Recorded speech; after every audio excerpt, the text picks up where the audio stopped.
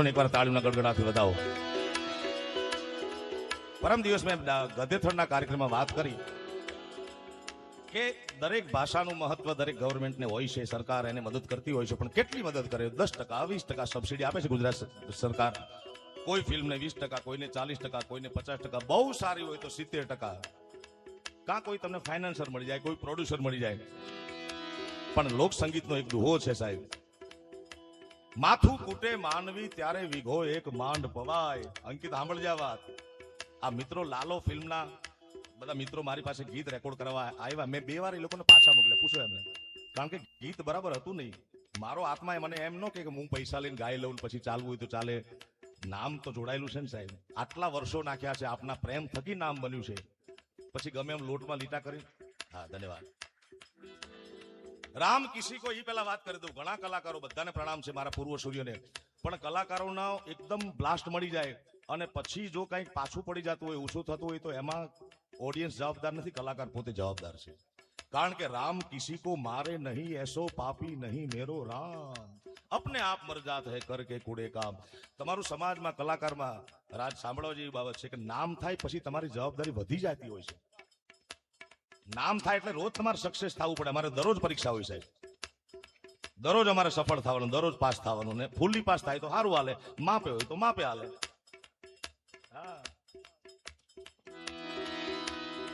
એટલે એ લોકો મને પૈસા આપવા રેડી હતા. એ જુનાગઢ થી, કોઈ સુરત થી આવ્યા હતા. જો મારે ખાલી લોટમાં લીટા કરવા તો હું ગાઈને સીધું મૂકી દેતી, પણ મેં એમને 2 વાર પાછા મોકલ્યા. એમનો સંગીતકાર લગભગ ઓસ્ટ્રેલિયા છે ને, એને ફોન કર્યો. મેં કીધું આમાં આટલા તમે તફાવત કરો તો મને મજા આવે. કારણ કે સ્થાયી અંતરાલને ગ્રાફ બનવો છે, પિક્ચરનો ગ્રાફ બનવો છે, ગીતનો. એ ગ્રાફ બનાવ્યો અને ઠાકરની એવી દયા થઈ મારા બાપ. એટલે તો હું ઈ કહેતો હતો કે માથું કૂટે માનવી ત્યારે વિઘો એક માંડ પવાય. અરે રઘુવીર રીજે રાજડા તો જ નવખંડ લીલો થાય.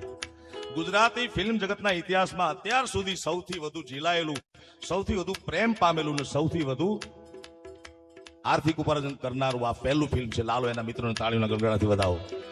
50 કરોડની તો પાર થઈ ગયા. ઉભા થાવ. ધન્યવાદ, ધન્યવાદ. 50 કરોડ ને પાર થઈ ગયું. હજી મને એમ લાગે 100 કરોડ થશે. મારી એવી ઈચ્છા, આશા અને પ્રાર્થના બધું છે.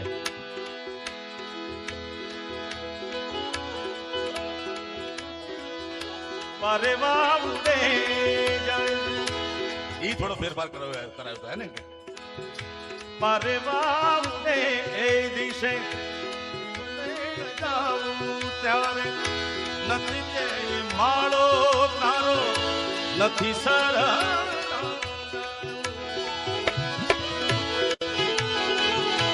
મારે વાવને એ દિશે જીવડા તારે ના જાવ નથી જાય માળો તારો નથી સર. બાકી તો બધું એ ખોટું,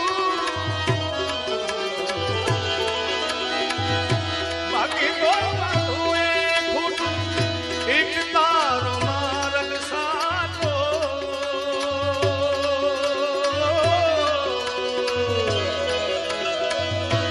બાકી તો બધું એ ખોટું, એક તારો માર્ગ સાચો. માયા કેરી ચાદર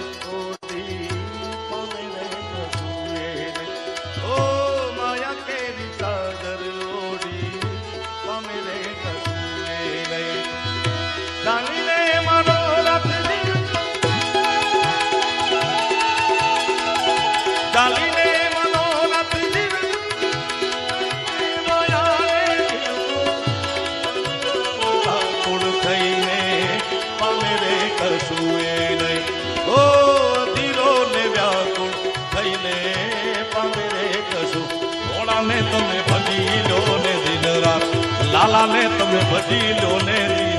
કૃષ્ણ સદા સહાય દે. શ્રી દશ મેં તો નાદાન હું. આમી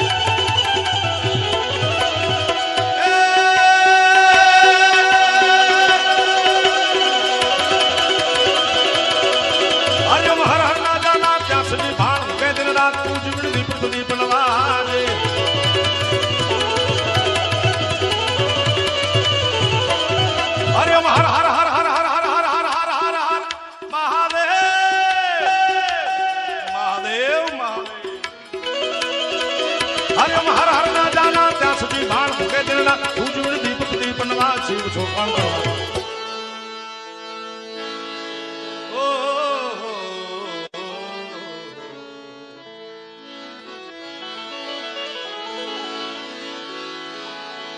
ઘણા બધા બહેનો દીકરીઓની હાજરી છે. મને લાડકીની ફરમાઈશ એક મિત્ર ક્યારના મોબાઈલ ઊંચો કરી કરીને દેખાડે મારી સુરતા ભંગ કરે છે, પણ કાંઈ વાંધો નહીં, ફરમાઈશ તો એના થકી જ થયો ને.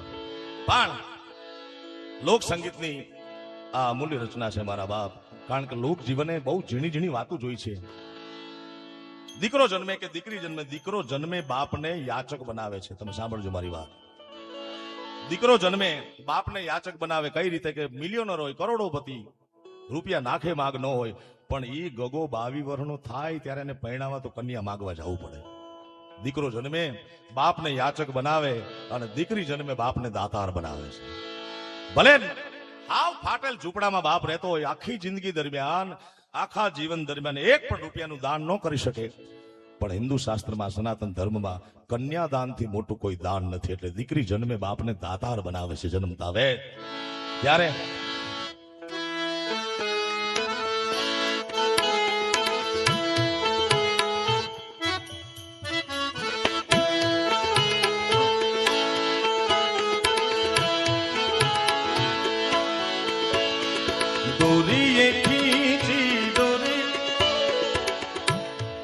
મોબાઈલની ફ્લેશ લાઇટ ઓન થઈ. જો બધા આપણે મોબાઈલ આપણા ખિસ્સામાં છે, મને એ નથી સમજાતું કુલદીપભાઈ કે હું લોક સંગીતના સૂરને લઈને, લોક સંગીતની વાતો લઈ દુનિયાના દેશોમાં જ્યાં ગુજરાતી વસે છે સાહેબ, ત્યાં હું ફર્યો છું, કોઈના ખિસ્સામાં મેં 2 મોબાઈલ નથી જોયા. અને આયા મારા દીકરા 3 રાખે. ધંધા શું કરે? હું ગોતું છું કેદીનો, મારું સંશોધન ચાલુ છે. જેના ખિસ્સામાં મોબાઈલ હોય એને ફ્લેશ લાઇટ ઓન કરવા વિનંતી. જે ઓન ન કરે એને એની માના સોગન છે. માં તો માથી મોટું કોઈ નહીં, જળધર કે જગદીશ. આનંદ કરાવવા માટે કહું છું મારા બાપ, કારણ કે સ્ત્રી છે એ શક્તિ છે. શક્તિ દરેક પુરુષના જીવનમાં 4 અલગ અલગ સ્વરૂપે આવે છે. જાગતા વેદ, જન્મતા વેદ ભાગ્યશાળી હોય તો માના દર્શન થાય. એથી વધુ ભાગ પ્રબળ હોય તો રાખડી બાંધવા વાળી બેન મળે. એથી વધુ ભાગ્યશાળી હોય તો ઘરે પત્ની મળે. ઘણા આમાં રહી જાય છે.